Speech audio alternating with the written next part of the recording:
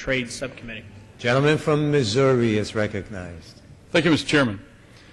Mr. Chairman, again, I'd like to echo the sentiments of Ranking Member Graves with regards to the fine bipartisanship and the good hard work of everybody on the committee to come up with, I think, an outstanding bill to help our small business folks in this country. I rise today in support of H.R. 3854, and I'm pleased to see that this bill includes my legislation, H.R. 3740, the Small Business Investment Company Modernization Improvement Act of 2009. As a small businessman, I'm proud to support a bill that would assist many fellow small business owners and employees throughout my district in Missouri and all throughout the country. Small businesses have generated up to 80% of new net jobs annually over the last decade and contribute 38% of the GDP. And like every recession before, small business will lead us back to economic prosperity.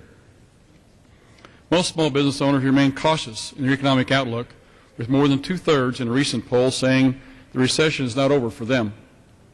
Many people want a signal that the economy is on the mend, but American small businesses and small business owners aren't able to send that message yet. Small businesses have never had a harder time getting a loan, as access to credit is being denied at an increasing pace.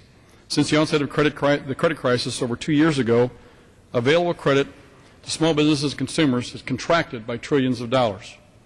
Without access to credit, small businesses can't grow, can't hire, and too often end up going out of business. In recent hearings on the Small Business Administration's capital access programs, we heard from two SBIC witnesses from my home state of Missouri, Capital for Business and C3 Capital. Both testified that despite having a 50-year record of growing American small businesses and providing over $55 billion in financing to over 100,000 U.S.-based businesses, the SBIC is being dramatically underutilized. When both credit and investment have evaporated, it does not make sense to leave an effective small business tool unused. Additionally, this bill will halt the continued flight of SBICs that participate in the program by establishing an expedited licensing process. A broken licensing system for far too long has been cutting off capital to good small businesses.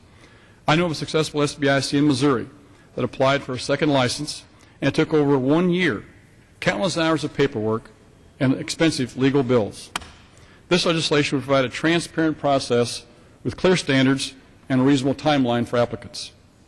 This bill also includes strong taxpayer protections.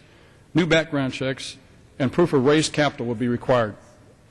Funds that have major regulatory problems or are unable to raise private funds would not be able to get an expedited repeat license. Further, the administrator should have the authority to put the brakes on any application that she thinks may pose a risk to the taxpayer.